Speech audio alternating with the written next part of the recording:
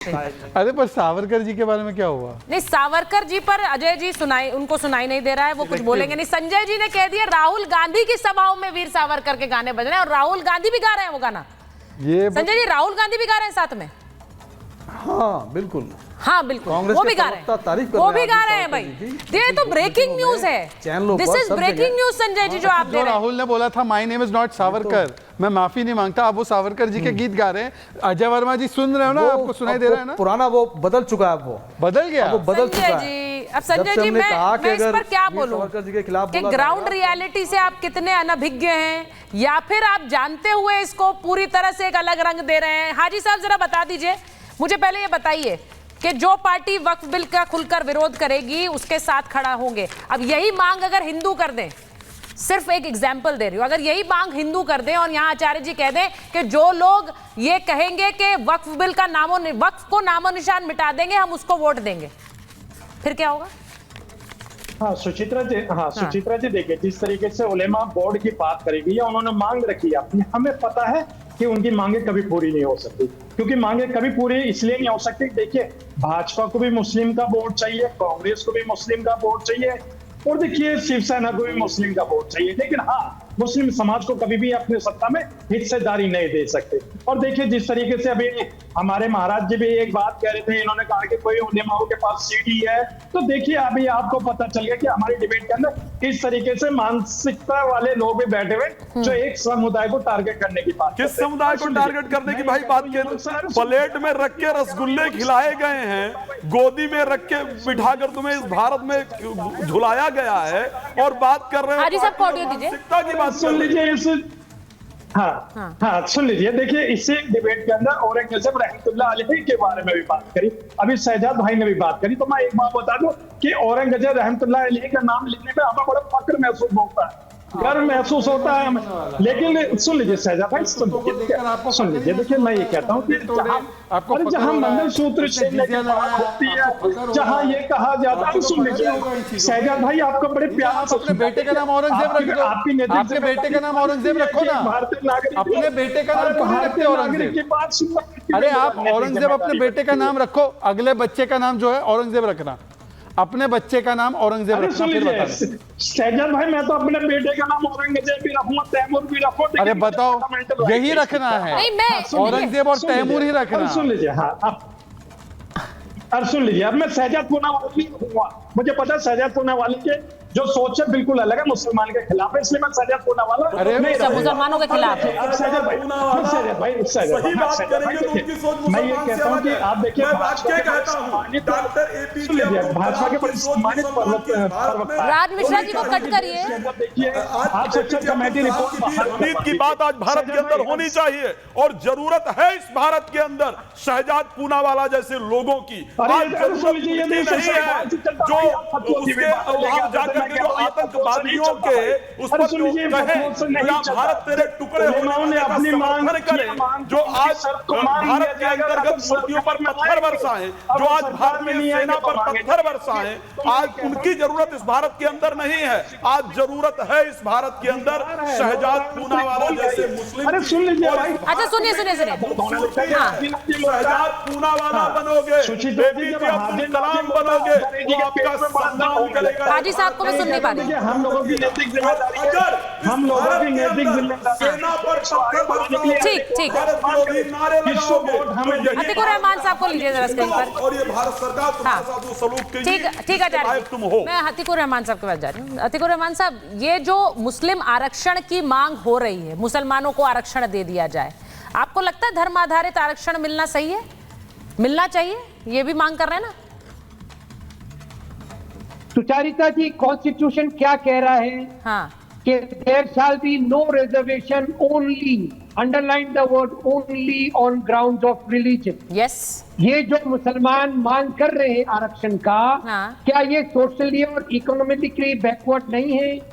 5% Bombay high court ने 25 साल पहले मुसलमानों को on the basis of their social and educational economic backwardness पे देने के लिए कहा था।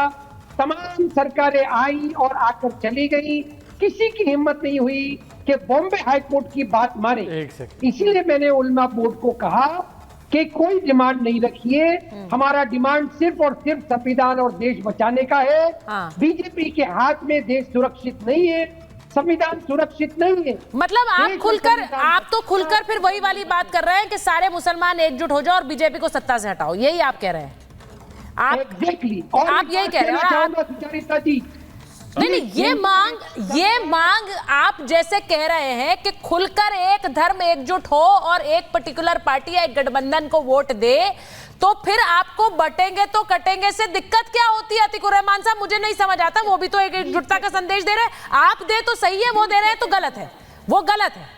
20 सेकेंड दूंगा। हाँ, बोलिए। मैंने नहीं विरोध किया, मैंने कहा कि ये जो नारा दिया गया है ये मुसलमान अपने तरीके से ले, क्रिश्चियन और सिख अपने तरीके से ले। ऑडियो ठीक करिए, ऑडियो ठीक करिए उनका आखिरी में। शहजाद जी देखिए, आज की डिबेट ऐतिहासिक है। हाँ। सुचारिता, इसके बाद कोई 80-20 के नारे पर आपत्ति दर्ज नहीं करेगा, क्योंकि यहां पर Atiqur Rahman, fan boy of Uddhav Thackeray, ने बोला है कि हम तो 80-20 के लिए तैयार है, हम तो 20 की बात करेंगे, तो कोई 80 की बात करे तो फिर इनको दिक्कत नहीं होनी चाहिए। Point number 1। पॉइंट नंबर 2, यहां पर उन्होंने बोला कि गरीब मुसलमानों को, पिछड़ों को मिलना चाहिए। उनको ईडब्ल्यूएस में मिलता है भाई, ईडब्ल्यूएस में गरीब ब्राह्मण को भी मिलेगा, गरीब मुस्लिम को भी मिलेगा, उधर गरीबी है प्रमाण उसके लिए। और तीसरी बात, बाकी हमारा तो छोड़िए, हम तो रोज कोसते हैं कांग्रेस को, लेफ्ट ने भी बोला है कांग्रेस आजकल जमाते इस्लामी के चक्कर में है। अब बताइए हमको काहे कोसते हो? ये तो लेफ्ट भी कांग्रेस को, आज देखिए विवेक श्रीवास्तव दिख नहीं रहे आज पैनल में, ये लेफ्ट भी जान गई है कि कांग्रेस पार्टी ये तुष्टीकरण की राजनीति में ये उलेमा बोर्ड से लेकर जमाते इस्लामी के साथ बैठ गई है। अब बताइए अजय वर्मा जी को आवाज अगर पहुंच रही है, सावरकर जी का गीत गा रहे हैं राहुल गांधी, पर जमाते इस्लामी का काहे गा रहे हैं भाई? और ये मैं नहीं कह रहा हूं, ये पिनराई विजयन एंड देखिए संजय गुप्ता मुस्कुरा रहे हैं इतना, ये पिनराई विजयन और आज उनके नेता ने बोला है, लेफ्ट के नेताओं ने।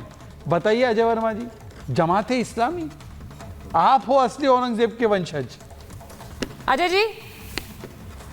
अजय जी देखिए, मुझे लगता है कि इस बात को लेकर हर पार्टी को एक क्लैरिटी देने की जरूरत है। मुझे तो समझ ये नहीं आ रहा है कि एक जेपीसी का मतलब क्या है, जब खुलकर पार्टियां ये कह रही हैं कि हाँ भाई हम सत्ता में आएंगे तो हम वक्फ का विरोध करने वाले हैं, वक्फ बिल का। जो पार्टियां खुलकर मान रही हैं कि उन्हें आरक्षण देने में कोई दिक्कत नहीं है, वो लिखित आश्वासन दे रही हैं, आपकी पार्टी दे रही है भाई। सुचेरिता जी, ये महात्मा गांधी का देश है, ये गॉडसे का देश है नहीं है। अब गॉडसे की विचारधारा नहीं चलेगी, वो आतंकवादी था, हत्यारा था, महात्मा गांधी की हत्या करी, और उसके समर्थक और उसके विचारधारा के लोग, और वो औरंगजेब जिनके पूर्वज हैं और ये जिनके वंशज हैं, वो लोग सुन ले कि यहाँ बैठकर चेहरा बदलने से काम नहीं चलेगा। भारत तो भारत के तरीके से चलेगा, भारत तो भारत के तरीके से चलेगा, मोहब्बत से चलेगा, विश्वास से चलेगा, एकता से चलेगा, विश्वास से चलेगा, गरीबों की भलाई से चलेगा, छोटे व्यापारियों की मदद से चलेगा, बड़े लोगों को दूर करना पड़ेगा, और यहाँ हिंदू मुस्लिम एकता को कायम करना रखेगा, सोशल फैब्रिक जो बचाएगा वो चलाएगा। नहीं तो ये हिंदू मुस्लिम एकता कैसे हुई? ये हिंदू मुस्लिम एकता कैसे हुई कि आप कह रहे हैं कि धर्म के आधार पर आरक्षण दे दीजिए? ये हिंदू मुस्लिम एकता कैसे है भाई? ये हिंदू मुस्लिम एकता कैसे? अजय जी जरा एक्सप्लेन कर दीजिए हमारे पैनल को। किसने दे दिया? हाँ। अरे चुनाव में जब बेटी छीनने की बात संवैधानिक पद के किसने दे दिया? मतलब आप झूठा वादा कर रहे हैं तो और दूसरे आदमी कोई बात ही ना करें।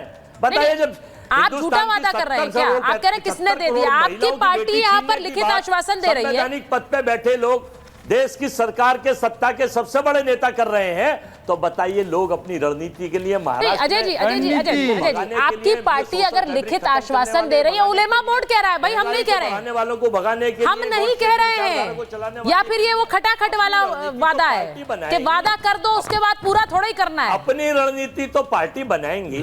एक्चुअली में समस्या यह है सुचेरिता जी, महाविकास आघाड़ी से घबरा गए हैं नरेंद्र मोदी जी और भाजपा के वीर और बयानवीर, इसलिए नए नए प्रयोग कर रहे हैं, नए नए परिदर्श ला रहे हैं, नए नए परिपाटन ला रहे हैं, नए नए दृश्य बना रहे हैं। जवाब तो दीजिए, एक सवाल में तो आपको आवाज नहीं आ रही थी, एक सवाल में आपको आवाज नहीं आ रही थी, दूसरे सवाल का जवाब तो दीजिए।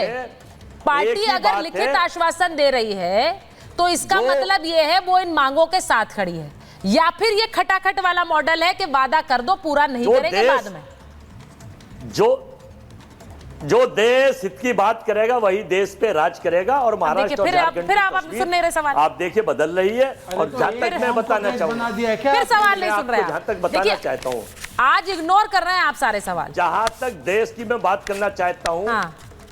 नहीं, मैं इग्नोर ही नहीं कर रहा। मैं तो आपके सुन के, आप देखिए, आपको पूछने का अधिकार है, मुझे अपने जवाब देने का अधिकार है। अपने जवाब दूंगा मैं, अपने जवाब। फिजिक्स का आंसर थोड़ी लिख के होगे।